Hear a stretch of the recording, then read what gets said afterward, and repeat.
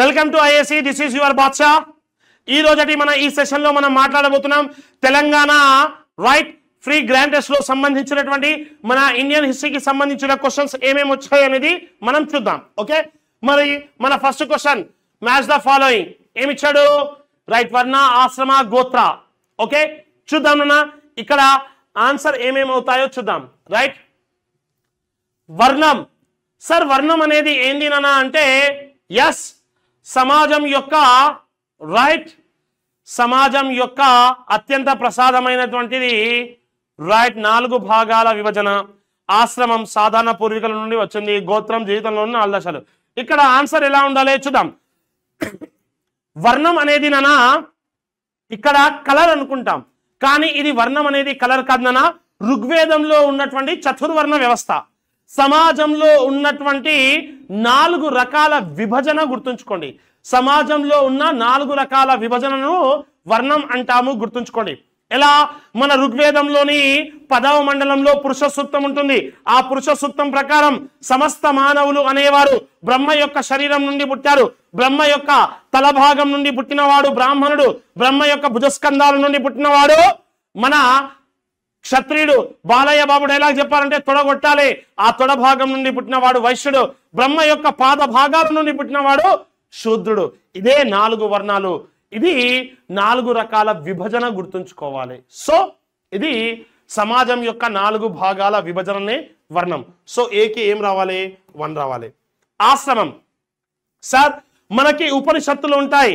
మొత్తం ఎన్ని ఉపనిషత్తులు ఉంటాయంటే 108 ఉపనిషత్తులు ఉంటాయి. ఆ 108 ఉపనిషత్తులు ఏమని చెప్తున్నాయి నాన్న అంటే అందులో ఒక ఉపనిషత్తు ఉంది. ఆ ఉపనిషత్ పేరే జబల ఉపనిషత్. ఆ ఉపనిషత్ పేరేంది? జబల ఉపనిషత్. గుర్తుంచుకోండి, జబల ఉపనిషత్.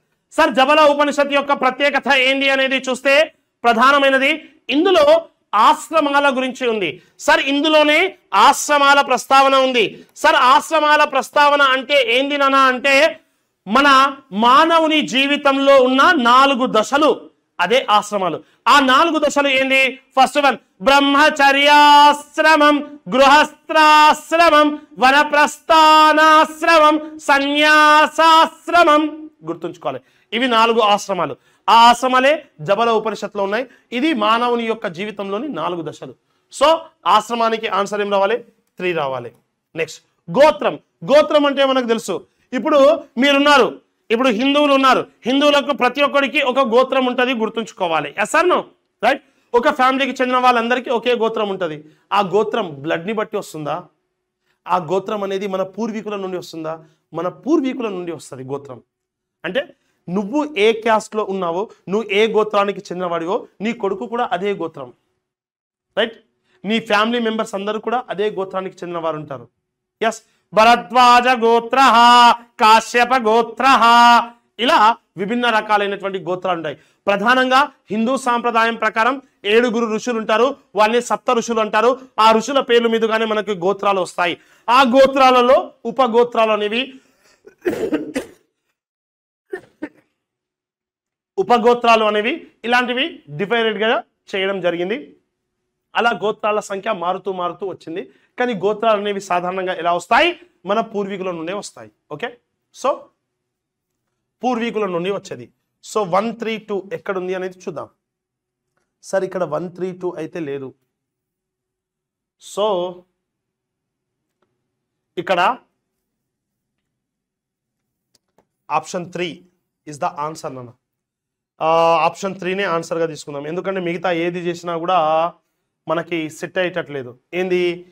ఏని 1 చేయాలి, బిని 3 చేయాలి. Okay, 132. So our answer is 3 నాన్న. 132 చేయాలి దీన్ని. ఓకేనా? Is the clear? Right. Next, అది మిస్టేక్ జరిగినట్టుంటుందన్నా. రైట్, ఇక matter which one of the following dynasties was ruling over North India at the time of Alexander's invasions? Sir Alexander India పైన దండయాత్రకు వచ్చినప్పుడు ఉత్తర భారతదేశాన్ని పరిపాలిస్తున్న రాజవంశం ఏది అన్నాడు. ఆ రాజవంశం ఏదో కాదు నాన్న, నందా అనే రాజవంశం. ఏ రాజవంశం? నందా. ఎక్కడ? ఆప్షన్ 1. అసలు అలెగ్జాండర్ ఇండియా పైన దండయాత్రకు రావడానికి కారణం తక్షశిలా పాలకుడు అయినటువంటి అంబి, తక్షశిలా పాలకుడు అయినటువంటి అంబి ఎవరిని ఇన్వైట్ చేశాడు నాన్న అంటే అలెగ్జాండర్ని దండెత్తి రమ్మన్నాడు. సో అలెగ్జాండర్ ఇండియాకి దండయాత్రకి వచ్చాడు, తక్షశిలా పాలకుడు. మరి అలెగ్జాండర్ని ఎదిరించినటువంటి వ్యక్తి ఎవరు నాన్న? రైట్, మన తోపెస్నానా హీరో పురుషోత్తముడు పోరస్. అతడు జీలం చీనాబ్ మధ్యలో ఉండే ఏ రాజ్యానికి రాజు? పౌరవ రాజ్యం. మరి మన అంబి యొక్క రాజ్యం పేరు అభిసార, పురుషోత్తముడి యొక్క రాజ్యం పేరు పౌరవ. రైట్, అలా మగధ రాజ్యాన్ని పరిపాలిస్తున్న వంశమే నంద. నంద వంశానికి రాజు అప్పుడు ఎవరు అంటే ధననందుడు. ఏ నందుడు? ధననందుడు. ఇది matter. Is the clear? Right. అందులో మన first question, match the following, క్రింది వాటిని జతపరచండి అన్నాడు. మరి ఏంటో జతపరిచేద్దాం మనం. రైట్, మరి ఫస్ట్ మన క్వశ్చన్ ఏమేమి ఉందో చూద్దాం. ఫస్ట్ ఏమి ఇచ్చారు అంటే చైత్యాస్ ఇచ్చారు, స్తూపాస్ ఇచ్చారు, ధమ్మం అనేది వర్డ్ ని ఇవ్వడం జరిగింది, గుర్తుంచుకోండి. చైత్యాలు, స్తూపాలు, ధర్మము అనే కాన్సెప్ట్ ఇచ్చేసి మ్యాచ్ ద ఫాలోయింగ్ అన్నారు, ఇక్కడ గుర్తుంచుకోండి. మరి మ్యాచ్ ద ఫాలోయింగ్ ఏంది? చైత్యాలు. చైత్యాలు అంటే మనందరికీ తెలుసు బౌద్ధ మతం యొక్క రైట్ సన్యాసులు లేదా బౌద్ధ మతస్థుల యొక్క ప్రార్థనా స్థలాలు, వాటినే మనం ఏమని పిలుస్తాము అంటే చైత్యాలు అంటారు. మరి ఇక్కడ ఏముంది? ప్రార్థనా స్థలాలు అనేది ఎక్కడుంది? ధర్మ మార్గం అన్నాడు, బుద్ధుని మరియు ఇతర బౌద్ధ సన్యాసులు అవశేషాలు ఉంచిన ప్రదేశం. ఎస్, అవి అన్నాడు. సన్యాసులు ప్రార్థనలు చేసే ప్రదేశం అన్నాడు, గుర్తుంచుకోండి. So the answer is what నానా? రైట్, సన్యాసులు ప్రార్థనలు చేసే ప్రదేశం. అది ఏంది మనకి? చైత్యాలు. ద చైత్యాలు ఈజ్ 3. నెక్స్ట్ స్తూపాలు. స్తూపాలు అంటే ఏంది అంటే గౌతమ బుద్ధుడు మరియు ఇతర బౌద్ధ సన్యాసులు అవశేషాలు ఉంచిన ప్రదేశం. So option 2 is our answer. Okay, next ధర్మం. ధర్మం అంటే ధర్మ మార్గం. What is that? 1. So 3 to 1 ఎక్కడ ఉంది చూద్దాం. 3 to 1 is located in 4. So our answer is 4 నానా. Right, that is our answer. మరి ఇప్పుడు మనం చూస్తున్నాం ఏంటి ఆ విషయము అంటే అసలు చైత్యము అంటే అర్థం ఏంది అనేది మనం చూద్దాం. బౌద్ధ మతంలో ఈ చైత్యాల యొక్క ప్రత్యేకత ఏంది, స్తూపాలు అంటే ఏంది, ధర్మం అంటే ఏందో చూద్దాం. సార్, చైత్యం అంటే బౌద్ధ మతస్థుల యొక్క ప్రార్థనా స్థలాలు. ఎవరి యొక్క ప్రార్థనా స్థలాలు? బౌద్ధ మతస్థుల యొక్క ప్రార్థనా స్థలాలు. మతస్థుల ప్రార్థనా స్థలాలు. ఈ ప్రార్థనా స్థలాలని మనం ఏమంటాము అంటే చైత్యాలు అంటారు, గుర్తుంచుకోండి. ఇంకా బౌద్ధ మతం యొక్క కొన్ని ప్రసిద్ధమైనటువంటి నిర్మాణాలు ఉంటాయి. అలాంటి నిర్మాణాల్లో ఒకటి ఏంది అంటేనా చైత్యాలు అని విన్నాం. ఇంకోటి ఉంటుంది నానా ఆరామము, సంఘారామము అని. ఆరామం మరియు సంఘారామం, గుర్తుంచుకోండి. ఆరామం అంటే ఏంటి, సంఘారామం అంటే ఏంటి అంటారు. రైట్, మరి ఆరామం, సంఘారామం అంటే బౌద్ధ మతస్థుల యొక్క రెస్ట్ హౌసెస్, గుర్తుంచుకోవాలి. ఆరామం, సంఘారామాలు అంటే విశ్రాంతి గృహాలు, గుర్తుంచుకోండి. చైత్యాలు అయిపోయాయి. రైట్, మరియు ఆరామం, సంఘారామం అయ్యాయి, గుర్తుంచుకోండి. చైత్యాలు అంటే ప్రార్థనా స్థలాలు. మరి స్తూపం అనేది ఒకటి ప్రత్యేకమైనది. అది ఏంటి అంటే బౌద్ధ సన్యాసులు ఉంటారు కదా, గౌతమ బుద్ధుడు ఉంటారు కదా, గౌతమ బుద్ధుని యొక్క అస్థికలు లేదా బౌద్ధ సన్యాసుల యొక్క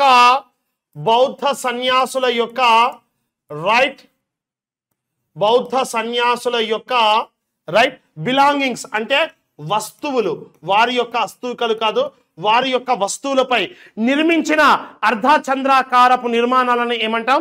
స్తూపాలు అంటారు.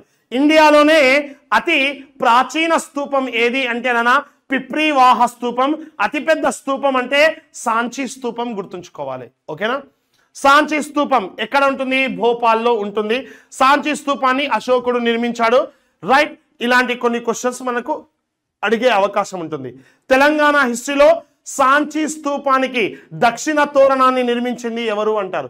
ఇలాంటి క్వశ్చన్స్ ఒకసారి చూసుకుంటే మనకు రీజనల్ హిస్టరీ కూడా కవర్ అవుతుంది. ఓకే, రైట్, ఇది ప్రధానమైనది. మరి గౌతమ బుద్ధుడి యొక్క అస్థికలపైన నిర్మించే స్తూపాలు ఉంటాయి, బౌద్ధ సన్యాసుల యొక్క వస్తువులపైన నిర్మించే స్తూపాలు ఉంటాయి. ఇవి రెండు లేకుండా నిర్మించే స్తూపాలు కొన్ని ఉంటాయి. వాటినే పారిభోజక, ధాతుగర్భ, ఉద్దేశిక స్తూపాలు అంటారు. పారిభోజక, ధాతుగర్భ మరియు ఉద్దేశిక స్తూపాలు అనేవి ఉంటాయి, గుర్తుంచుకోండి. Is clear? రైట్. ఇవి ప్రధానమైనవి. మరి సార్ ఇంకో విషయం ఉంది, ధర్మం అనేది. సార్ వాట్ ఈస్ ధర్మం అంటే బౌద్ధ మతం యొక్క విధి విధానాలనే మనం ఏమంటాము? ధమ్మ మార్గం అంటాము, గుర్తుంచుకోండి. ధమ్మము అనేది ప్రాకృత భాషా పదం. ధమ్మం అనేది ఏందినా? ప్రాకృత భాషా పదం ధమ్మం. ఈ ధమ్మానికే సంస్కృతీకరణ పదం అంటే సంస్కృతంలోని పదం ధర్మం. ఇది జాగ్రత్తగా చూసుకోవాలన్నా. ధమ్మము అన్నా ధర్మ మార్గం అన్నా ఒకటే. మరి బౌద్ధ మతంలో ధమ్మ మార్గాన్ని ప్రారంభించింది ఎవరు అని క్వశ్చన్ రైజ్ అవుతుంటుంది. హూ స్టార్టెడ్ ద ధమ్మ మార్గ in our Buddhism? Actually that one is started by the Gautama Buddha. ఎవరు స్టార్ట్ చేశారు? గౌతమ బుద్ధ. కానీ దాన్ని వ్యాప్తి చేసింది మాత్రం మన అశోక. అశోక. ఈ ధమ్మ మార్గాన్ని అశోకుడు అపాయింట్ చేయడం కోసం, ఎక్కువగా వ్యాపింపజేయడం కోసం ఎవరిని అపాయింట్ చేశాడు అనే క్వశ్చన్ ని అడిగే అవకాశం ఉంటుంది. అది ఎవరిని అపాయింట్ చేశాడు అంటేనా ధర్మ మహామాతృలను అపాయింట్ చేయడం జరిగింది. శ్రీలంకకు వెళ్ళిన ధర్మ మహామాతృలు అశోకుడి యొక్క కొడుకు కూతురు మహేంద్ర అండ్ సంఘమిత్ర, గుర్తుంచుకోండి. రైట్. మహారాష్ట్రకి మహాధర్మ రక్షకుడు, కాశ్మీర్కి మజహంతుక, నేపాల్కి రైట్ మజహంతుక, కాశ్మీర్ నేపాల్కి రైట్, మైసూర్కి మహాదేవుడు, ఇలాంటి గొప్ప గొప్ప సన్యాసులను పంపించాడు.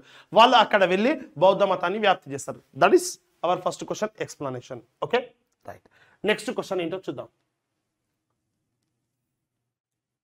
నెక్స్ట్ క్వశ్చన్ ఏందో మనం చూద్దాం నాన్న. రైట్. Okay right. మన నెక్స్ట్ క్వశ్చన్ ఏంటో చూద్దాం. రైట్. ఇక్కడ జాగ్రత్త వినండి.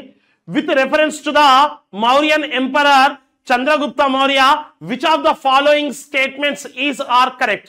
During the last phase of his reign, he converted to the Jainism. He spent his last year of his life in Vallabhi, Gujarat as a Jain ascetic. Maurya చక్రవర్తి చంద్రగుప్త మౌర్యుడికి సంబంధించి క్రింది వాటిలో సరైనది ఏది? అందులో ఫస్ట్ వన్, అతని పాలన చివరి దశలో అతను జైన మతంలోకి మారాడు. ఎస్, మనందరికీ తెలుసు. హీ కన్వర్టెడ్ ఇంటూ జైనిజం అనే విషయాన్ని మనం ఆల్రెడీ తెలుసుకున్నాం కాబట్టి రైట్, ఇది మనందరికీ తెలిసిన విషయమే. జైన మతం అనేది కరెక్ట్ ఆన్సర్. ఓకే. అతను తన జీవితము చివరి సంవత్సరాన్ని జైన సన్యాసిగా వల్లభి గుజరాత్ లో గడిపాడు. యారయ్యా కర్ణాటకకి వెళ్ళి మన సల్లేఖన వ్రతాన్ని ఆచరించి మరణించాడు. శ్రావణ బెలగొలలోని గోమటేశ్వర దేవాలయానికి సమీపం. So it's a wrong statement. మరి only A is the correct. So our answer is 1 is our answer. మరి ఇక్కడ ఇంకో క్వశ్చన్ అడుగుతాను. ఏంటి అంటేనా, మరి వర్తమాన మహావీరుడు జైన మతాన్ని స్వీకరించి సల్లేఖన వ్రతాన్ని ఆచరించి మరణించాడు అని వివరించేటటువంటి ఒక బుక్ ఉంటుందనా. ఆ బుక్ ఏదిననా అంటే పరిశిష్ట పర్వం అనే బుక్. ఏ పర్వం? పరిశిష్ట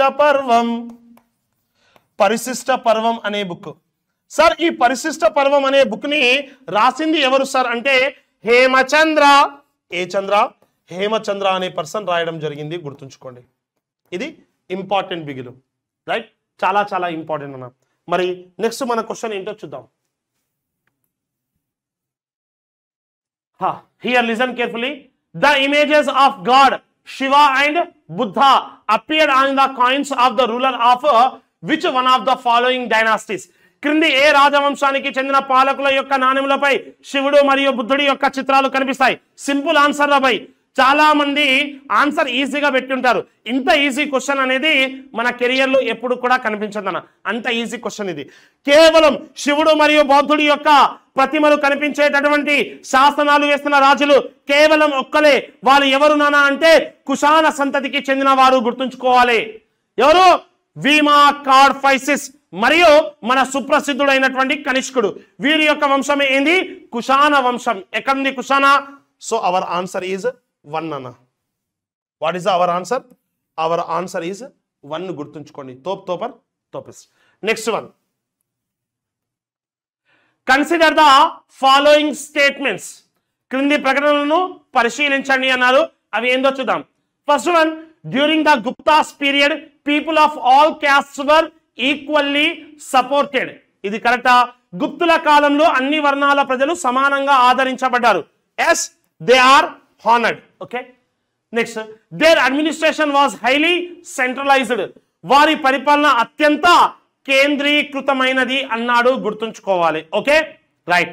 నెక్స్ట్, వీరి కాలంలో నలంద, తక్షశిల విశ్వవిద్యాలయాలు స్థాపించబడ్డాయి. ఎస్, వీరి కాలంలోనే స్థాపించబడ్డాయి కాదు, వ్యాపింప చేయబడ్డాయి. తక్షశిల యూనివర్సిటీ అనేది ఎప్పటి నుంచో ఉంది, గుర్తుంచుకోవాలి.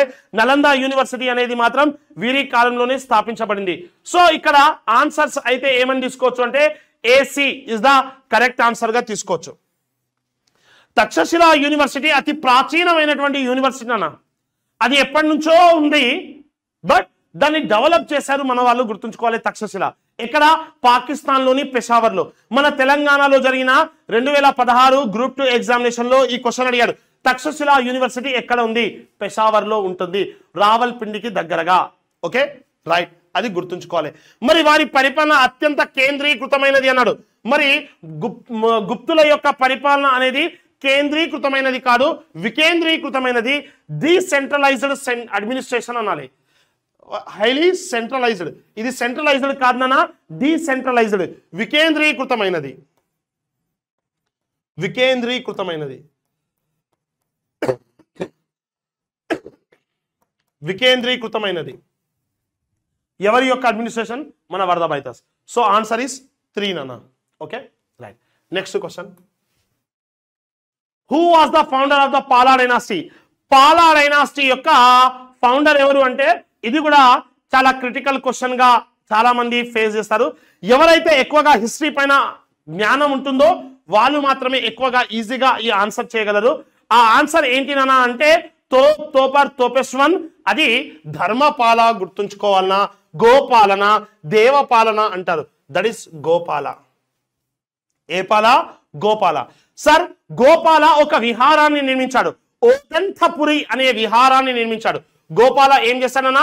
ఓదంతపురి అనే విహారాన్ని నిర్మించాడు. గోపాల పాల వంశాన్ని స్థాపించాడు. అతని యొక్క రాజధాని ఏంటి అంటే పాటలీపుత్రం. పాటలీపుత్రం గుర్తుంచుకోవాలి. ఏ పుత్రం నాన్న? పాటలీపుత్రం అంటే మన పట్నా, గుర్తుంచుకోవాలి. Is it clear? Right. Next, which of the following rulers had defeated Muhammad Ghori and Prithviraj different battles? However, Qutbuddin Aibak was successful in defeating him. Right? ఏమన్నాడు అంటే క్రింది పాలకులలో ఎవరు మహమ్మద్ ఘోరీ మరియు పృథ్వీరాజ్ చౌహాన్లను వేరు యుద్ధాలలో ఓడించాడు. అయితే కుతుబుద్దీన్ ఐబక్ అతన్ని ఓడించడంలో విజయం సాధించాడు. ఇక్కడ ఏం జరిగింది అంటే మహమ్మద్ ఘోరీ పృథ్వీరాజ్ చౌహాన్ కి మధ్య జరిగిన యుద్ధాల గురించి అడగడం కామన్, కానీ వాళ్ళిద్దరి మధ్య ఉన్నటువంటి శత్రుత్వం వేరేది, అది కామన్.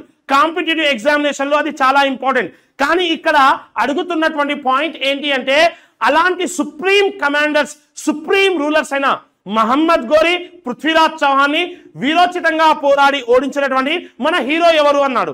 ఆ హీరోనే ఎవరు నానా అంటే మన చాళుక్య భీమదేవ 2. ఆన్సర్ ఎక్కడ? ఆనందపాల, జయచంద్ర, జయపాల్ అన్నాడు. చాళుక్య భీమదేవ 2 ఇదే రెండవ భీముడు. సోలంకి రూలర్, గుజరాత్ లో ఉండే సోలంకి రాజ్యానికి చెందిన రాజు చాళుక్య భీమదేవ 2 గుర్తుంచుకోవాలి. మనని ఉరికిచి కొట్టిన భయ్ ఎవరిని? మహమ్మద్ ఘోరీని. ఫస్ట్ టైం మహమ్మద్ ఘోరీని ఓడించినటువంటి భారతదేశపు హిందూ రాజు ఎవరు అంటే చాళుక్య భీమదేవ 2 గుర్తుంచుకోవాలి. చాలా మంది అనుకుంటారు, ఏమనుకుంటారు అంటే పృథ్వీరాజ్ చౌహానే ఫస్ట్ టైం ఓడించాలని. నో, ఫస్ట్ టైం ఓడించిన ఇండియన్ రూలర్ ఎవరు అంటే చాళుక్య భీమదేవ. ఎవరిని? మహమ్మద్ ఘోరీని గుర్తుంచుకోండి. అదే మన రెండవ భీమ పృథ్వీరాజ్ చౌహాన్ ని కూడా ఓడించాడు, గుర్తుంచుకోండి. కానీ రెండవ భీమని ఓడించినటువంటి వాడు కుతుబుద్దీన్ ఐబక్, మహమ్మద్ ఘోరీ యొక్క ఫేమస్ సేనాధిపతి, గుర్తుంచుకోండి. ఢిల్లీ సామ్రాజ్యానికి స్థాపకుడు వాడే, గుర్తుంచుకోండి. Is it clear? Right. Next, which of the following statement is correct in the context of territorial expansion under the Tughlaq dynasty? Tughlaq రాజవంశం ఆధ్వర్యంలో ప్రాదేశిక విస్తరణకు సంబంధించి క్రింది వాటిలో సరైనది ఏది అన్నాడు. అక్కడ ఆన్సర్స్ ఏందో చూద్దాం. Bengal was subdued under Delhi sultanate అన్నాడు. అంటే ఢిల్లీ సల్తనేట్ అనేది క్రింద బెంగాల్ అణచివేయబడింది. Yes, completely Bengal is crushed under the Delhi sultanate. ఇది కరెక్టే, రైట్. బెంగాల్లో ఉన్నటువంటి టుగ్రిల్ ఖాన్ తిరుగుబాటుని వేసేస్తారు. Yes, right. Alauddin Khilji and Jalaluddin Khiljis. Okay, తర్వాత మన కుతుబుద్దీన్ ఐబక్ హయాంలో కూడా బెంగాల్ పైన ముబారక్ ఖిల్జీ దండయాత్రలకు వెళ్తాడు, మహమ్మద్ గోరి యొక్క కమాండర్. తర్వాత బెంగాల్ పైన మన బాల్బన్ పీరియడ్ లో కూడా తిరుగుబాట్లు చేసి అక్కడ ఉన్నటువంటి రూలర్స్ ని కూడా అణచివేయడం జరిగింది. అంటే బెంగాల్ అనేది ఢిల్లీ వారి సుల్తాన్ల ఆధీనంలోకి వెళ్ళింది. అది కరెక్టా కాదా? Yes, absolutely correct. కంపిలి అనే రాజ్యాన్ని 1328లో ఆక్రమించుకున్నారు ఢిల్లీ వాళ్ళు. ఇది కూడా కరెక్టే. ఎస్, ఎవరి పీరియడ్ లో అంటేనన్నా మన తోపర్స్ట్ పిచ్చి తుగ్లక్ గాడు మహమ్మద్ బిన్ తుగ్లక్ గాడు ఆక్యుపై చేసుకుంటాడు. భారీ స్థాయిలో ప్రాదేశిక విస్తరణ, పరిపాలన మరియు ఆర్థిక సమస్యలకు కారణం అయింది, గుర్తుంచుకోండి. ఎస్, ఇప్పుడు రాజ్యాన్ని ఎక్స్పాండింగ్ చేయాలి, ఒక సువిశాల రాజ్యాన్ని ఆక్రమించాలంటే ఎక్స్పెండిచర్ కూడా ఎక్కువగా ఉంటుంది. అటువంటి ఆర్థిక ప్రాబ్లమ్స్ అనేది ఢిల్లీ సుల్తాన్స్ ఫేస్ చేశారు, గుర్తుంచుకోండి. ఇవన్నీ కూడా కరెక్టే. So all the above are correct. Next, arrange the following in the correct chronological order from earliest to latest. Okay, మొదటి నుంచి వెనక్కి పెట్టాలి, అంటే మొదటి నుంచి తాజా వరకు, అంటే ఇప్పటి వరకు. ఓకేనా, రైట్. ఇలా ఈ డైనాసిటీస్ అనేవి విజయనగర డైనాసిటీకి చెందినటువంటి రాజవంశాలు. ఆ రాజవంశాలు మొత్తం 4 ఉంటాయి. ఆ 4 వంశాలకి మన హిస్టరీ బాక్స్ అయిన నేనటువంటి ఒక కోడ్ పెట్టా. ఆ కోడ్ ఏంది? SSTA. ఎస్ అంటే ఏంది? సంగమా, సంగమా, రైట్. సాలువా, తులువా, అరవిటి, ఎవ్వెటి, టీ టీ టీ అరవిటి. సంగమ వంశం యొక్క పరిపాలనా కాలం 1336 నుంచి 1485. సాలువ వంశం 1485 నుంచి 1505. మరి తులువ 1505 నుంచి రైట్ 1546 లేదా 40 వరకు చెప్పుకుంటాం. కొన్ని పుస్తకాల్లో 70 వరకు కూడా ఉంటుంది. Okay, right. కొన్ని పుస్తకాల్లో 1570 వరకు కూడా ఉంటుంది. ఓకేనా, ఇక్కడ 1540 లేదా 1570 నుంచి 1646 లేదా 1680 వరకు గుర్తుంచుకోండి. ఇది వంశాలు. సంగమ, సాలువ, తులువ, అరవిటి. ఏ రాజ్యం? విజయనగర సామ్రాజ్యం, గుర్తుంచుకోండి. Is the clear? Right. Next one. So answer ఏంది? ఫస్ట్ సంగమ రావాలి, సాలువ రావాలి, అంటే BC, తర్వాత AD. ఎక్కడుంది BCAD? Option 2 is our answer. Next, which of the following statement is correct? A battle in 1672 AD between Mughal forces and peasants was fought at a Narnal war. It was led by religious body called Satnamis. Yes, absolutely correct. క్రింది statements లలో ఏది సరైనది?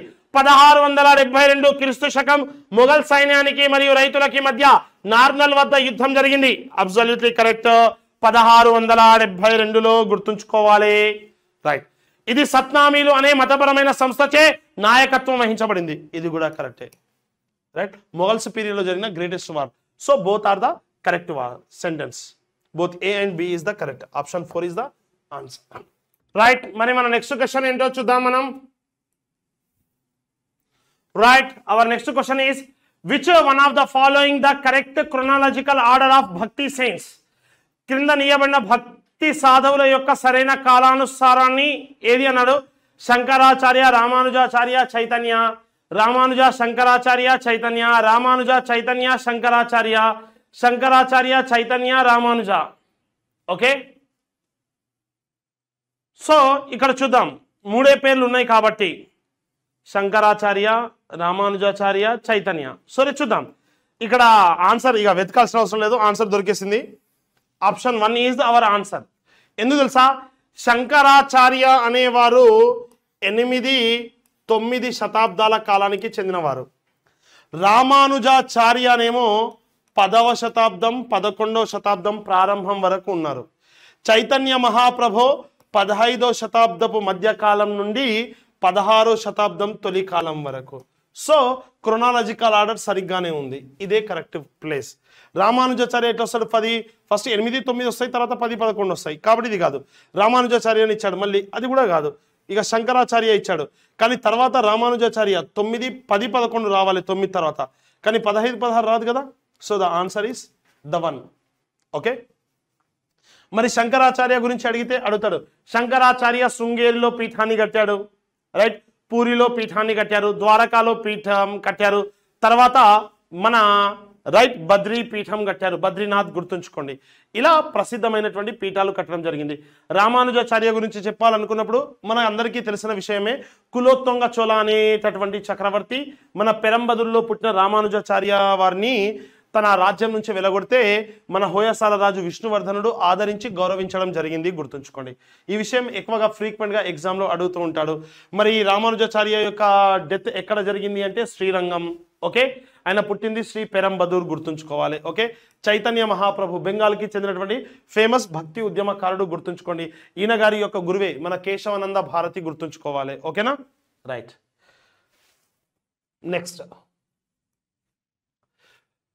Mansabdari system was a backbone of Mughal administration, but it also became one of the important reason for its decline under the rule of which of the following ruler number of Mansabdar was highest. మన్సబ్దారీ వ్యవస్థ మొఘల్ పరిపాలన వెన్నెముకగా ఉంది, అయితే అది కూడా దాని క్షీణతకు ముఖ్యమైన కారణాల్లో ఒకటిగా మారింది. క్రింది ఏ పాలకుడి పాలనలో మన్సబ్దారీ సంఖ్య ఎక్కువగా ఉంది? రైట్, ఇక్కడ mansabdari system was backbone of Mughal administration, but it also became one of the important reasons for its decline. Under the rule of which of the following ruler number of Mansabdari was highest? In this below given which ruler period highest Mansabdar are exist? Sir, Mansabdari system is introduced in the year 1574 by Akbar. The time Akbar's period లో ఎంత మంది మన్సబ్దారులు ఉండేవారు అంటే 29 మంది ఉండేవారు. ఎంత మన్సబ్దారులు అంటే జత్ అనే హోదాను పొందిన 5000, ఒక్కొక్క మన్సబ్దారికి 5000 మంది ఉండేవారు. అలాంటి 29 మంది ఉన్నారు మన్సబ్దారులు, గుర్తుంచుకోండి. 5000 మెంబర్, ఒక మన్సబ్దార్ దగ్గర 5000 మెంబర్లు, దాన్ని జత్ సిస్టమ్ అంటారు, గుర్తుంచుకోండి. ఒక మన్సబ్దార్ దగ్గర మినిమం తక్కువ స్థాయి ఉద్యోగి అంటే 10 మంది, పెద్ద స్థాయి అంటే 10,000, మధ్యస్థాయిగా ఎంతమంది ఉండాలి అంటే 5,000, అది జత స్థాయి అంటారు. అలా మన ఔరంగజేబు పీరియడ్లో, ఎవరి పీరియడ్లో? ఔరంగజేబు పీరియడ్లో ఆ స్థాయి ఏ రేంజ్ వరకు పెరిగిందో తెలుసానా? అది 79 వరకు పెరిగింది రావయ్య. అంటే ఎవరి పీరియడ్లో హైయెస్ట్ రేంజ్లో ఉంది? ఔరంగజేబ్. వాడి పీరియడ్లోనే ఇది డిక్లైన్కి రీజన్ అయింది. So answer is number 3 is our answer. Okay, next. In which city was Shivaji captive when he escaped from the custody of Mughals? Shivaji మొఘల్ల చెర నుండి తప్పించుకున్నప్పుడు ఏ నగరంలో బందీగా ఉన్నాడు? In which city was Shivaji escaped from the custody of Mughals? That is Nana Agra Fort. ఏమైంది? 1665లో శివాజీ రాజా జైసింగ్తో చేసిన యుద్ధంలో ఓడిపోయాడు. అప్పుడు పురంధర్ అగ్రిమెంట్ జరిగింది. ఆ అగ్రిమెంట్ ప్రకారం శివాజీ 1666లో ఔరంగజేబు కోర్టుని విజిట్ చేశాడు. అలా కోర్టుని విజిట్ చేసినప్పుడు ఆయన అరెస్ట్ అయ్యాడు. అలా అరెస్ట్ అయినటువంటి శివాజీ ఎలాగో అలా వారి కోట నుంచి తప్పించుకున్నాడు. ఇక మనము క్లాస్ రూమ్లో అయితే దీని గురించి ఎక్కువగా ఎక్స్ప్లెనేషన్ ఇవ్వగలం, అయితే దానిపైన కాన్సెప్ట్స్ ఉంటాయి. ఎస్, అలా డిఫరెంట్ కాన్సెప్ట్స్ నుంచి ఆయన ఎస్కేప్ అవ్వడం జరిగింది. అలా ఎస్కేప్ అయినటువంటి ఆయన 1672లో సూరత్ని కొల్లగొట్టాడు. తర్వాత 1674లో శివాజీ రెండవసారి పట్టాభిషేకం చేసుకున్నాడు. రైట్, రాయగఢ్లో ఛత్రపతి అనే బిరుదును ధరించి అతడి యొక్క పట్టాభిషేకానికి జార్జ్ ఆక్సిండాన్ కూడా అటెండ్ అవ్వడం జరిగింది, గుర్తుంచుకోండి. Okay, right. So Agra is the correct answer. Next, consider the following statements. క్రింది ప్రకటనలను పరిశీలించండి. The chief of Sindh signed a subsidiary treaty in 1839 AD with British. Okay, Lord Ripon had played a key role in the annexation of Sindh. Sir Sindhu పాలకుడు British, వారితో క్రీస్తు శకం 1839లో అనుబంధ సైన్య సహకార ఒప్పందం పైన సంతకం చేశాడు. ఇది కరెక్టే. అప్పుడు లార్డ్ రిప్పన్ ఉన్నాడంట. యాడున్నాడు రాబోయ్ లార్డ్ రిప్పన్? ఎస్, ఎవరు? విలియం బెంటింగ్ గుర్తుంచుకోవాలి. సో ఇది completely wrong statement B. So only A is the correct one. Okay, next. During India's East India Company period, the theory of downward filtration was related to education. Right? ఏంటి అంటే భారతదేశ east India company కాలంలో అధోముఖ వడపోత సిద్ధాంతం, కింది నుంచి పైకి. Okay, దేనికి సంబంధించింది? ఎడ్యుకేషన్. కింది స్థాయి విద్య నుంచి హయ్యర్ ఎడ్యుకేషన్ కి ఇంపార్టెన్స్ ఇవ్వాలి. Okay, next. What changes were introduced in the administration after the revolt of 1857? 1857 తిరుగుబాటు తర్వాత పరిపాలనలో ఎలాంటి మార్పులు జరిగాయి? గవర్నర్ జనరల్ కు వైస్రాయ్ అనే బిరుదు కూడా ఇవ్వబడింది. ఎస్, ఇవ్వబడింది. గవర్నర్ జనరల్ కౌన్సిల్ విస్తరించబడింది. ఎస్, విస్తరించబడింది. సో రెండు కూడా కరెక్టే. So option 3 is the correct answer. మనందరికీ తెలుసు 1858లో లార్డ్ క్యానింగ్ మొత్తం 1857 రివాల్ట్ ని అంతం చేసిన తర్వాత 1858లో క్వీన్ విక్టోరియా రాణి యాక్ట్ వచ్చింది. ఆ యాక్ట్ మూలంగా ఏమైంది నానా అంటే భారతదేశంలో ఉన్న ఇండియన్ గవర్నర్ జనరల్ అనే పోస్ట్ ఇండియన్ వైస్రాయ్ గా చేంజ్ అయింది. ఎందుకు అంటే ఇండియాలో ఉన్న అడ్మినిస్ట్రేషన్ మొత్తం ఇప్పటి నుంచి బ్రిటిష్ ప్రభుత్వం చూసుకుంటుంది. England government East India company చూసుకోదు. సో అలా మార్పులు జరిగాయి. ఇది కరెక్టే. Next. Arrange the establishment of the following in a chronological order. మన సంస్థలు ఇండియన్ అసోసియేషన్స్ ఎప్పుడు ఎస్టాబ్లిష్ అయ్యాయి? ఈస్ట్ ఇండియా అసోసియేషన్ 1867 లండన్లో దాదాబాయి నౌరోజీ స్టార్ట్ చేశారు. పూణే సార్వజనిక సభ ఎప్పుడన్నా అంటే 1870లో స్టార్ట్ అయింది. పూణేలో మన G V Joshi, M G Ranade. Indian association మనకి 1876లో సురేంద్రనాథ్ బెనర్జీ, ఆనంద్ మోహన బోస్ స్టార్ట్ చేశారు. బాంబే ప్రెసిడెన్సీ అసోసియేషన్ 1885లో స్టార్ట్ అయింది. ఎస్, ఎవరున్నా? కేటీ తెలాంగ్, ఫిరోజ్ షా మెహతా, బద్రుద్దీన్ త్యాబ్జీ, వీళ్ళందరూ కలిసి స్టార్ట్ చేశారు. So chronological order is correct. ABCD. Where is there? The option 1 is our answer. Okay, right. Next question. Where did the Indian National Congress got divided into two wings, moderates and extremists? 1907 Surat INC conference. Ekkadundi? So option 1 is our answer. Next. The Lahore session of the Indian National Congress is very important in history because భారత జాతీయ కాంగ్రెస్ లాహోర్ సమావేశం చరిత్రలో చాలా ముఖ్యమైనది. ఎందుకంటే కాంగ్రెస్ సంపూర్ణ Swaraj demand చేస్తూ తీర్మానం చేసింది. ఇది కరెక్టే. అతివాదులు మరియు మితవాదుల మధ్య విభేదాలు ఆ సమావేశంలో పరిష్కరించబడ్డాయి. రాంగ్. ఎందుకు? ఇది భారత జాతీయ కాంగ్రెస్ లాహోర్ సమావేశం ఎప్పుడు? 1929 లాహోర్లో జరిగింది. లాలా లజపత్ రాయ్ కాన్ఫరెన్స్ అన్నాం మనం. ఎందుకు?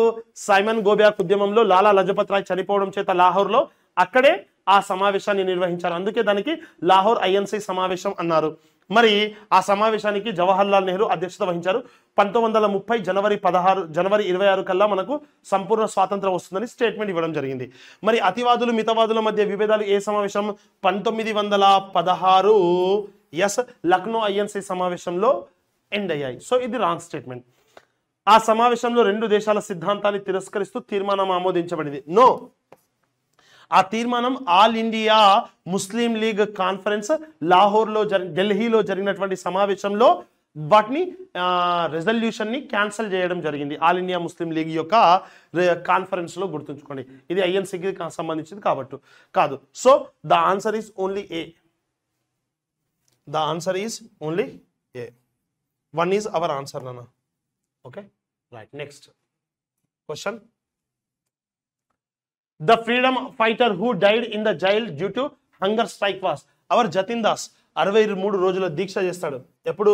1929 జూలై 13 నుండి 1929 జూలై 13 నుంచి September 13, July, August, September okay right. July 13, August 13, August 13 నుంచి సెప్టెంబర్ 13 మొత్తం 63 రోజుల దీక్ష చేస్తాడు. ఎందుకు అంటే ఆయన ఫస్ట్ బెంగాల్ అనుశీలన సమితిలో జాయిన్ అవుతాడు.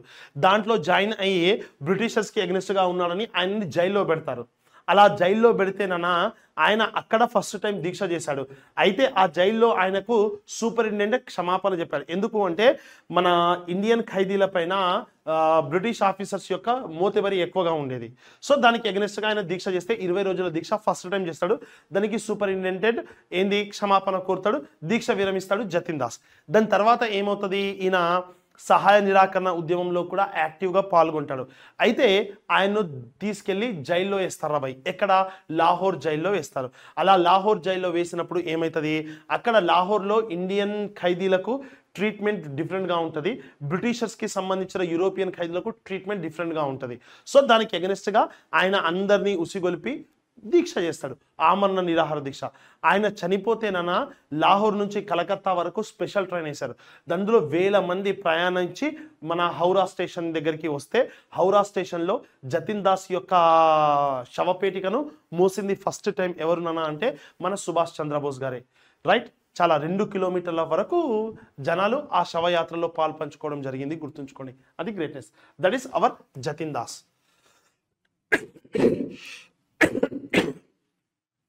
Next question. Which of the following is are correct with reference to the cabinet mission? Sir, cabinet mission ఎప్పుడు వచ్చింది? 1946 లో వచ్చింది. రైట్. 1946 మార్చి 15 నాడు ఇండియాకి వచ్చింది. మార్చి 16 నాడు కాన్ఫరెన్స్ స్టార్ట్ అయింది. అందులో క్యాబినెట్ మిషన్ మెంబర్స్ అనౌన్స్ చేసింది అట్లీ. ఎవరు అంటే సర్ స్టాఫర్డ్ క్రిప్స్, పెతిక్ ఏవి అలెగ్జాండర్, పెతిక్ లారెన్స్. వీళ్ళు మనకి ఆ క్యాబినెట్ మిషన్ మెంబర్స్. వాళ్ళతో ఖాన్ అబ్దుల్ గఫార్ ఖాన్, అబుల్ కలాం ఆజాద్, రైట్, మహమ్మద్ అలీ జిన్నా ఇలాంటి లీడర్స్ పాలు పంచుకొని మాట్లాడడం జరిగింది. దేని గురించి మాట్లాడడం జరిగింది అంటే రాజ్యాంగ నిర్మాణానికి మన వాళ్ళు ఏర్పాటు చేయాలి, ఎన్నికలు నిర్వహించాలి, ప్రభుత్వ ఏర్పాటుకు ఎన్నికలు నిర్వహించాలి, ఇటువంటి విషయాలపైన మాట్లాడడం జరిగింది. మరి ఇక్కడ ఏమి ఇచ్చాడో చూద్దాం. ఇది సమాఖ్య ప్రభుత్వాన్ని సిఫార్సు చేసింది. ఓకే అంటే ఎలక్షన్స్ ద్వారా మన ఒక సమాఖ్య ప్రభుత్వాన్ని ఏర్పాటు చేయాలి, రాజ్యాంగం నిర్మాణం కోసం కూడా సమాఖ్య ప్రభుత్వం ద్వారా ఎన్నికలు నిర్వహించాలనేది మాట్లాడడం జరిగింది. ఇది భారతీయ జాతీయ న్యాయస్థానాల అధికారులను విస్తరించింది. నో, దానికి దీనికి సంబంధమే లేదు. ఇది ఐసీఎస్లో ఎక్కువ మంది భారతీయులకు. No. So only A is the correct. Option 1 is our answer. Next, match the following. Match the following అన్నాడు. ఏంది చూద్దాం. ఇక్కడ కట్టినటువంటి బిల్డింగ్స్ ఇచ్చాడు, మ్యాచ్ ద ఫాలోయింగ్ అన్నాడు. సలీం చిస్తి, షేక్ సలీం చిస్తి అక్బర్ యొక్క గురువు. ఆయన అక్బర్ యొక్క ఆయన సలీం చిస్తి యొక్క సమాధిని కట్టింది అక్బరే. ఓకే. అలై దర్వాజా అల్లావుద్దీన్ ఖిల్జీ మనందరికీ తెలిసిందే. 3 దర్వాజా మహమ్మద్ షా. రైట్. ఖువ్వతుల్ ఇస్లాం మసీద్ కుతుబుద్దీన్ ఐబక్. సో 2314 ఎక్కడుంది? 2314. The answer is 2. Okay right.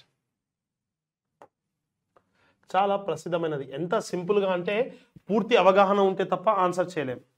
Right. Next, ryotwari వ్యవస్థకు సంబంధించి క్రింది ప్రకటనలను పరిశీలించండి. రైత్వారీ సిస్టమ్ అనేది చాలా ఫేమస్, గుర్తుంచుకోవాలి. బ్రిటిషర్స్ తీసుకొచ్చినటువంటి అద్భుతమైనటువంటి. ఇందులో ఏమేమి ఇచ్చాడో చూద్దాం. కౌలును రైతులు నేరుగా ప్రభుత్వానికి చెల్లించారు. Okay right. ప్రభుత్వానికే చెల్లించారు, ఇది కూడా కరెక్టే. Right.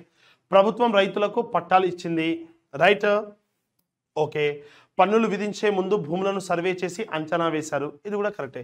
So all of the are correct. Right. All of this correct నాన్న. ఓకే. ఇది రైత్వారీ సిస్టమ్ గుర్తుంచుకోవాలి. తోపెస్ట్ గుర్తుంచుకోండి. Is the clear? రైట్. ఇక మ్యాటర్లోకి వస్తే మళ్ళీ మన నెక్స్ట్ క్వశ్చన్ ఏందో చూద్దాం. Welcome to ISC, this is your Badshah. మరి ఈ సెషన్లో మనం మాట్లాడబోతున్నాం ఇప్పుడు మన తెలంగాణ గ్రాండ్ టెస్ట్ కి సంబంధించినటువంటి రైట్ తెలంగాణ హిస్టరీకి రిలేటెడ్గా ఉన్నటువంటి క్వశ్చన్స్ ఏంటో చూద్దాం. First of all match the followings లో ఫుతుహ్ నూహ్ సిఫర్ ఇచ్చాడు. ఖజాయినల్ ఫుతుహ్ నూహ్ సిఫర్ అనే పేరు ఉండాలి. ఖజాయినల్ ఫుతుహ్ నూహ్ సిఫర్ అనే పేరు. బసతిన్ ఉస్ సలాతిన్, తారీఖ్ ఏ ఇబ్రాహీం, తుత్నామా అనే బుక్స్ ఉన్నాయి. వీటిని రాసింది ఎవరు? ఫుతుహ్ నూహ్ సిఫర్ రాసింది అమీర్ ఖుస్రో. ఎవరండి? అమీర్ ఖుస్రో రాశాడు. రైట్. బసతిన్ ఉస్ సలాతిన్ రాసింది ఎవరు నాన్న అంటే మీర్జా ఇబ్రాహిం జుల్బేరి. రైట్. తారీఖే ఇబ్రాహిం రాసింది ఎవరు? ఖాసిం ఫెరిస్తా. ఫెరిస్తా అనే బుక్ ని కూడా రాస్తారు. తుత్నామా రాసింది గవ్వాసి. రైట్. ఇక 2143 ఎక్కడ? 2143 2143. So option 3 is our answer. ఇవన్నీ కూడా బుక్స్ ఎక్కడ ఉంటాయంటే నాన్న మన కుతుబ్ షాహీ డైనాసిటీ గురించి వివరించేటటువంటి ప్రసిద్ధమైనటువంటి పుస్తకాలు ఇవన్నీ కూడా గుర్తుంచుకోవాలి. రైట్. నెక్స్ట్ మన క్వశ్చన్ ఏంటో చూద్దాం. Right. Which inscription states that Kakatiya Rudradeva handed over the vast Srisailam forest area to Cheruku Nayakas? Sir చెరుకు నాయక. రైట్. చెరుకు నాయకులకు మన రుద్రదేవ అంటే ప్రతాపరుద్ర వన్ శ్రీశైలం అటవీ ప్రాంతాన్ని ఇచ్చాడని చెప్పేటటువంటి శాసనం ఏది అన్నాడు? 1202లో వేసిన జమ్మలూరు శాసనం. ఎక్కడుంది? Here there. 1202లో వేసిన జమ్మలూరు శాసనం గుర్తుంచుకోవాలి. ఎప్పుడు? 1202 గుర్తుంచుకోవాలి. త్రిపురాంతక శాసనం రైట్ 1291లో వేయడం జరిగింది. కాయస్థ అంబదేవుడు. 1000 స్తంభాల గుడి శాసనం 1163 ప్రతాపరుద్రవన్. ద్రాక్షారామ శాసనం నన రైట్ 1158 ఇనంగల బ్రహ్మిరెడ్డి. ఇంకో ద్రాక్షారామ శాసనం ఉంటుంది, గణపతి దేవుడి యొక్క మంత్రి వేస్తాడు, గుర్తుంచుకోవాలి. Okay right. So the answer is our Jammaluru inscription. Option 2 is our answer. Next identify the incorrect one in the following statements. ఈ క్రింది వాక్యాల్లో సరికాని దాన్ని గుర్తించండి. ఇక్ష్వాకుల రాజధాని Vijayapuri. Is it correct? Yes sir, correct sir.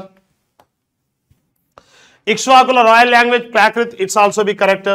ఇక్ష్వాకుల కాలం నాటి ప్రసిద్ధ శిల్పం మహావీరుడి శిల్పం. నో, ఇట్స్ మాదాంత శిల్పం.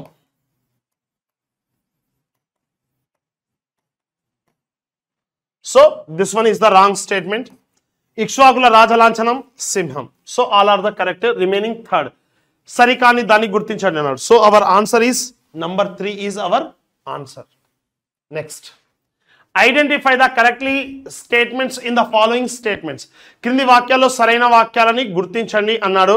మరి సరైన వాక్యాలు: మొదటి శాతకర్ణి కాలంలో శాతవాహన రాజ్యంలో మూషికా నగరంపై కళింగరాజు ఖరవేలుడు దండయాత్ర చేశారు.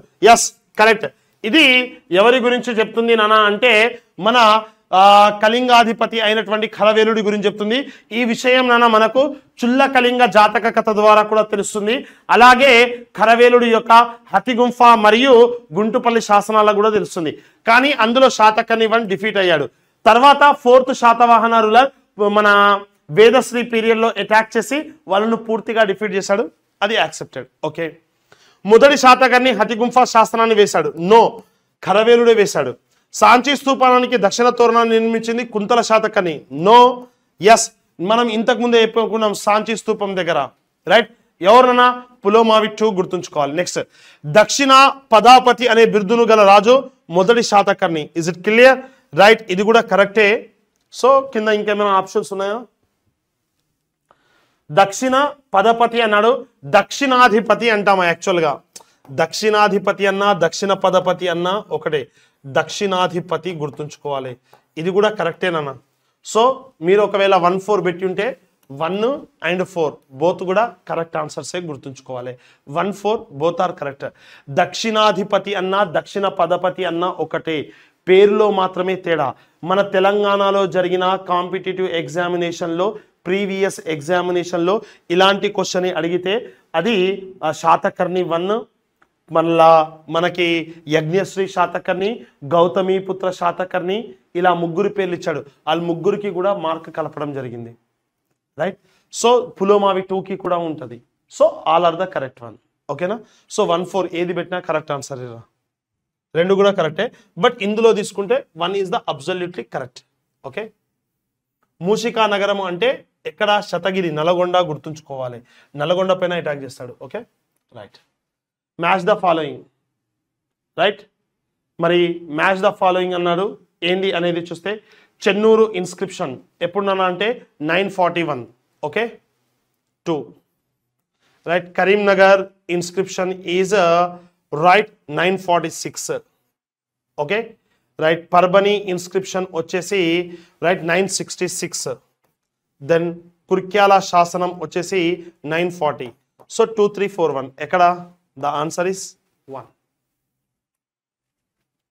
Select the combination of letters. So ఇది మన క్వశ్చన్ కాదు నాన్న. మరి మన నెక్స్ట్ క్వశ్చన్ ఏందో చూద్దాం. Identify the incorrect statements in the following. ఏముంచాడు? మక్కా మసీద్ నిర్మాణం మహమ్మద్ కులీ కుతుబ్ షా కాలంలో ప్రారంభమైంది. మరి క్రీస్తకం 1693లో ఔరంగజేబ్ మక్కా మసీద్ నిర్మాణాన్ని పూర్తి చేశాడు. ఇది కరెక్టే, ఇది కూడా కరెక్టే. మక్కా మసీద్లోని ఏకశిలా నిర్మాణం పేరు మెహరబ్. ఇది కూడా కరెక్టే. మక్కా మసీద్కు రూపకల్పన చేసింది మీర్ మోమిన్ అస్రాబాద్. ఇది రాంగ్ నానా. ఫజీఉల్లా బేగ్ రంగయ్య చౌదరి, రంగయ్య చౌదరి, ఫజీఉల్లా బేగ్ గుర్తుంచుకోవాలి. ఫజీఉల్లా బేగ్, ఫజీఉల్లా బేగ్ వీళ్ళు చేయడం జరిగింది. ఇది కాదు. సో ఇది రాంగ్. మక్కా మసీద్ యొక్క నిర్మాణం ఎప్పుడు స్టార్ట్ అయింది సార్ అంటే రైట్, మక్కా మసీద్ యొక్క నిర్మాణం 1617లో వేశారు, గుర్తుంచుకోండి. తర్వాత 77 సంవత్సరాలకి అంటే 7 7 14 7 1 8 9 16కి 6కి 6 1 1694 93 మధ్య కాలంలో పూర్తి చేస్తారు. సో ఇది కూడా కరెక్టే. ఎవరు వేసింది? సుల్తాన్ మహమ్మద్ కుతుబ్ షా శంకుస్థాపన వేశాడు. మహమ్మద్ కులీ కుతుబ్ షా యొక్క అల్లుడు. రైట్. పూర్తి చేసింది మాత్రం ఔరంగజేబ్, గుర్తుంచుకోండి. Is a clear? Right. Next, who was the Nizam who conferred the title of Hashmat Jung to James Kirkpatrick? James Kirkpatrick కి హస్మత్ జంగ్ అనే బిరుదు ఇచ్చింది ఎవరు అంటే సికందర్ జా. జేమ్స్ కిర్క్ ప్యాట్రిక్ హైదరాబాద్ యొక్క ఫస్ట్ బ్రిటిష్ అంబాసిడర్, గుర్తుంచుకోండి. ఓకే, ఇది అంటే మన బ్రిటిష్ రెసిడెన్సీ ఆఫీసర్, గుర్తుంచుకోండి, హైదరాబాద్లో. Okay. Identify the correct statements in the following. క్రింది వాటిలో సరైన వాక్యాలను గుర్తించండి. నిజాం కాలేజ్ మొదటి ప్రిన్సిపల్ గా సయ్యద్ హుస్సేన్ బిల్గ్రామీ పనిచేశారు. రాంగ్. ఎవరు? అఘోరనాథ చటోపాధ్యాయ పనిచేశారు. నిజాం కాలేజ్ ఉర్దూ బోధన భాషగా ప్రారంభమైంది. నిజాం కాలేజ్ మొదట ఉస్మానియా యూనివర్సిటీకి అనుబంధంగా ఉంది. ఏది కూడా కరెక్ట్ కాదురా బై. None of the this. Nizam college Urdu బోధన భాషగా ప్రారంభమైంది. నో, ఇంగ్లీష్ గుర్తుంచుకోవాలి. రైట్. హైదరాబాద్ స్కూల్ మరియు మదర్సాయి ఆలియా రెండింటినీ కలిపి 1887లో నిజాం కాలేజ్ని తీసుకొని రావడం జరిగింది. Syed Hussain Bilgrami is the founder. Okay, right. Identify the incorrect sentences in the following. Mir Osman Ali Khan కాలంలో హైదరాబాద్ కొత్వాల్గా నియమించబడిన హిందువు రాజా వెంకట్రామరెడ్డి. ఎస్, ఈయన ఫస్ట్ పర్సన్ 18 ఇయర్స్ ఏజ్లో పోలీస్ ఆఫీసర్గా హైదరాబాద్ సర్వీస్లో జాయిన్ అయ్యాడు. దాంతో అతనికి బ్రిటిష్ ప్రభుత్వం ఆయన యొక్క బర్త్డే యానివర్సరీకి 1931లో ఏమనిచ్చింది ఆర్డర్ అంటే British order of British empire అనే బిరుదును ఇచ్చింది. ఆయన చేసిన సర్వీస్ అచీవ్మెంట్స్కి. బహదూర్ వెంకట్రామరెడ్డి మరియు వనపర్తిరాజు రాజా రాజమేశ్వరరావు ఇద్దరు కూడా క్లాస్మేట్స్, గుర్తుంచుకోవాలి. వెంకట్రామరెడ్డికి రాజా బహదూర్ అనే బిరుదును భారత ప్రభుత్వం ఇచ్చింది. నో, నిజాం రాజు ఇస్తాడు. So incorrect sentence is 4. So our answer is 4, గుర్తుంచుకోవాలి. Right. Next question. What is it? Who served as the first president of Hyderabad Arya Samaj branch? Arya Samaj branch కి మొదటి శాఖ అధ్యక్షుడిగా ఉండేది పండిత్ కమలా ప్రసాద్ జీ. ఎవరు? పండిత్ కమలా ప్రసాద్ జీ. రైట్. ఎప్పుడు? 1892లో ఆర్య సమాజ్ ఏర్పాటైతుంది, గుర్తుంచుకోండి, హైదరాబాద్లో.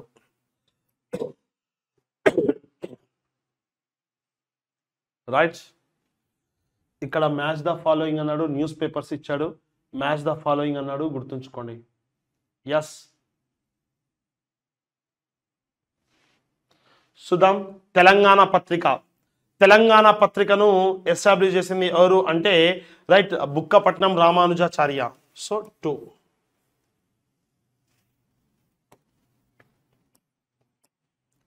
గోల్కొండ పత్రికను తీసుకొచ్చింది ఎవరు? సూరవరం ప్రతాపరెడ్డి అంటున్నాడు ఇక్కడ బుక్కపట్నం. సో సూరవరం ప్రతాపరెడ్డిని తీసుకొని వచ్చు. రైట్. నీలగిరి పత్రిక షబ్నావిస్ వెంకట్రామ నరసింహారావు. సుజాత పత్రిక ఇక మిగిలింది ఒకటే, పసుమల నరసింహ శర్మ. ఓకే. సో 2, 3, 4, 1 ఎక్కడుంది? 2341. The answer is 2341 is our option 1 is our answer. Okay, right. Topper, topest. Okay,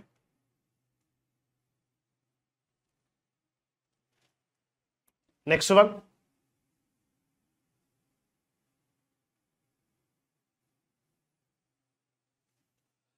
identify the incorrect statements in the following. క్రింది వానిలో సరికాని వాక్యాన్ని గుర్తించండి అన్నాడు.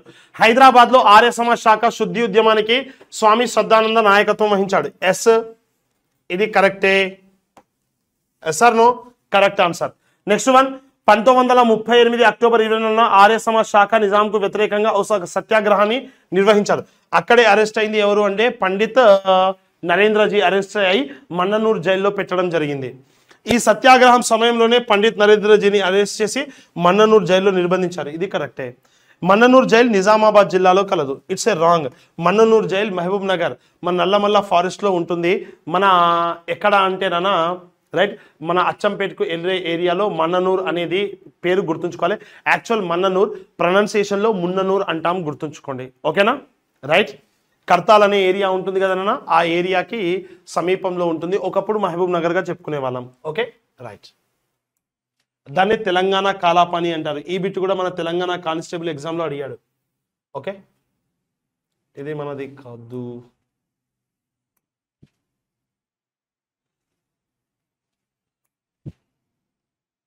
Right. Next. Ali bin Azizullah Tabataba, the historian described the which Qutub Shahi king is as exemplary of all kings of the world in justice. Ali bin Azizullah Tabataba అనేటటువంటి ఒక చరిత్రకారుడు ఉన్నాడు. న్యాయశీలతో ప్రపంచ రాజులందరికీ ఆదర్శప్రాయుడని ఏ కుతుబ్ షాహీ రాజు గురించి అన్నాడు. అది చెప్పేది ఇబ్రాహీం కుతుబ్ షా గురించే చెప్తారు. ఓకే, జస్టిస్ లో వాణ్ణి మించిన గొప్పోడు లేడు అని కుతుబ్ షాహీల పీరియడ్ లో. సార్ కింది వాళ్ళలో సరికాని వాక్యాన్ని గుర్తించాడు. కాకతి అంటే కుష్మాండం, గుమ్మడికాయ అని అర్థం. ఓకే. మాగల్లు శాసనం ప్రకారం కాకతీయులు సామంత విట్ట వంశానికి చెందినవారు. ఓకే, మాగల్లు శాసనాన్ని వేయించింది కాకర్తీయ గుణ్యన. మాగల్లు శాసనం ప్రకారం కాకతీయుల మూల పురుషుడు కాకర్తీయ గుణ్యన. ఇది సామంత విట్ట అనే వంశానికి చెందినవారు. ఇది కరెక్టే. కానీ కాకతీయుల వంశం దుర్జయ వంశం, గుర్తుంచుకోవాలి. అది మనకు ఏ శాస్త్రం చెప్తుంది అంటే మైలాంబ వేసినటువంటి బయ్యారం చెరువు శాస్త్రం చెప్తుంది. మాగలు శాస్త్రాన్ని వేయించింది కాకర్తీయ గుండెన. ఇది రాంగ్ నానా. ఎందుకు రాంగ్ నానా అంటే దాన్ని వేయించింది ధనర్నవ, తూర్పు చాళుక్య రాజు చేస్తాడు 956లో. మాగలు శాసనం ప్రకారం కాకతీయుల మూల పురుషుడు కాకర్తీయ గుండెన. ఇది కూడా కరెక్టే. సో సరికాని వాక్యం option 3 is our answer. Next.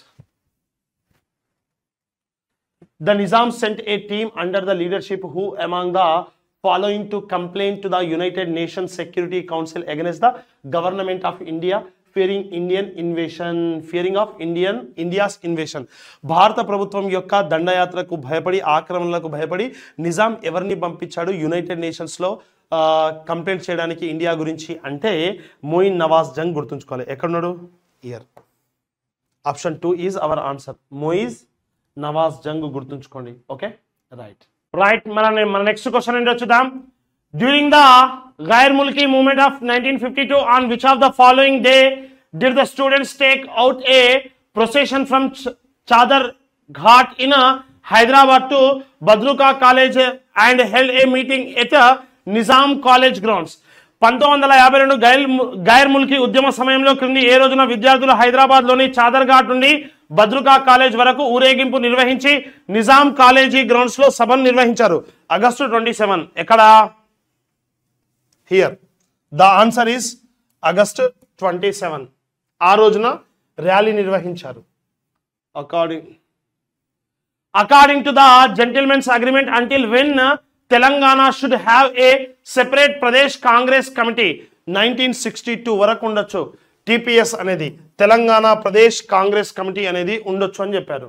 Okay, పెద్ద మనుషుల ఒప్పందంలో. Telangana promise day was organized on which of the following days by Telangana employees led by KR Amos. KR Amos ఆధ్వర్యంలో ఉన్న టిఎన్జిఓ ఎప్పుడు తెలంగాణ హామీల దినం లేదా తెలంగాణ సేఫ్ గార్డ్స్ డేగా సెలబ్రేట్ చేశారు? July 10, 1968. here. So option 2 is our answer.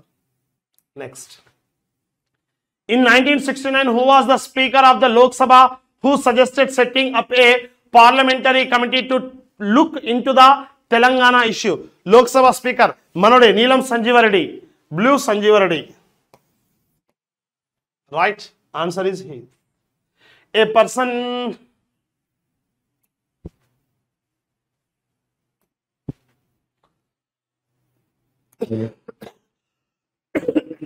Rangareddy district was formed during which of the following chief minister? ఎవరు?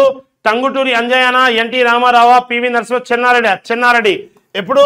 1978 లో రంగారెడ్డి డిస్ట్రిక్ట్ ఫామ్ అయింది, హైదరాబాద్ నుంచి సెపరేట్ అవుతూ. Next. In the Khairatabad assembly constituency by election held in the month of June 1970, TPS candidate Nagam Krishna Rao won against which Congress candidate? SP Yadgiri. అన్నాడు చూద్దాం. Yes Yadagiri. Here ఏంది అంటే 1970 June నెలలో జరిగిన right by election లో, Khairatabad by election లో right TPS అభ్యర్థి అయిన నాగం కృష్ణారావు కాంగ్రెస్ పార్టీకి చెందిన ఏ అభ్యర్థిపై పోటీ చేసి గెలుపొందాడు? ఎస్ యాదగిరి. 14,000 మెజారిటీతో గెలిచాడు రాబాయ్, బంపర్ మెజారిటీ ఖైరతాబాద్ ఉప ఎన్నికలో. క్రింది వానిలో సరికాని వాక్యాన్ని ఐడెంటిఫై చేయండి అన్నాడు. మరి ఆ సరికాని వాక్యం ఏదో చూద్దాం మనం. Right here. క్రింది వానిలో సరికాని వాక్యాన్ని గుర్తించండి. పివి నరసింహారావు 1957లో మొదటిసారిగా మంతన్ నుండి శాసనసభకు ఎంపికయ్యాడు. ఏపీ శాసనసభకు ఎన్నికయ్యాడు. Yes okay. పివి నరసింహారావు 1977లో మొదటిసారి హనుమకొండ నియోజకవర్గం నుండి లోక్సభకు ఎన్నికయ్యాడు. ఇది ఫస్ట్ ఎంపీ, ఇది కూడా కరెక్టే. 1971 సెప్టెంబర్ 30 నుండి 1973 జనవరి 10 వరకు ముఖ్యమంత్రిగా పనిచేశారు. ఇది కరెక్టే. 1992 జూన్ 21 నుండి భారత ప్రధానమంత్రి 92 కాదు 91 జూన్ 21 నుండి 1996 మే 16 వరకు పిఎంగా ఉంటారు. ఇది correct. So our answer is 3. Next one is right match the following అన్నాడు. రైట్ మ్యాచ్ ద ఫాలోయింగ్ ఏందో చూద్దాం. Right match the following. Hyderabad Hitarakshana Samiti Ramachari ఎక్కడ? Right here 1. నవ్య సాహితీ సమితి సీతారామయ్య ఎక్కడ ఉన్నాడు? రైట్. తెలంగాణ ఉద్యమ సమన్వయ సంఘం అచ్యుత్ రెడ్డి, కె అచ్యుత్ రెడ్డి. పౌరుల సమైక్యతా సంఘం మన వెంకటస్వామి, గుడిసెల వెంకటస్వామి, తెలంగాణ బాబాయ్. 1324 the option 1 is our answer. Okay, right. Next one.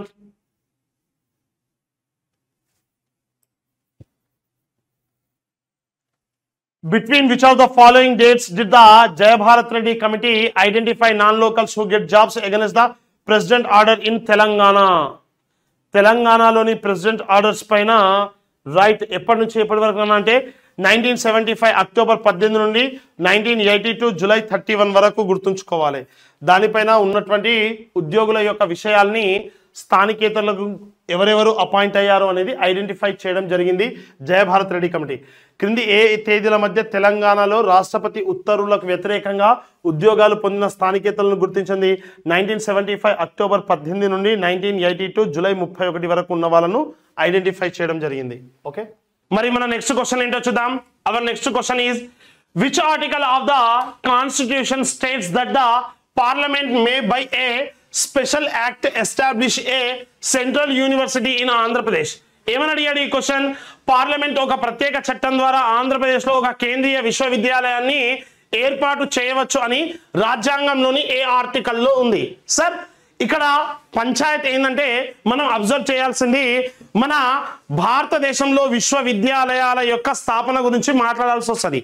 మన భారతదేశంలో ఇండియన్ కాన్స్టిట్యూషన్ అనేది 1950లో రాయడం జరిగింది. అయితే 32nd అమెండ్మెంట్ యాక్ట్ 1973 ఏదైతే ఉందో అందులో ఒక మ్యాటర్ ని మెన్షన్ చేయడం జరిగింది. ఏ యాక్ట్ అన్న 1973లో వచ్చినటువంటి right Indian constitution amendment act.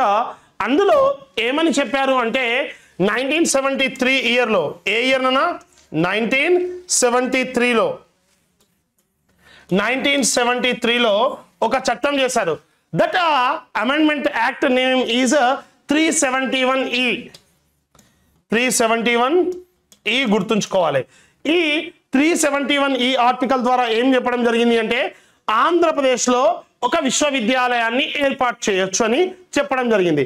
దాన్ని ఆధారంగా చేసుకునే 1974లో ఆంధ్రప్రదేశ్లో యూనివర్సిటీ ఎస్టాబ్లిష్ చేయడం జరిగింది.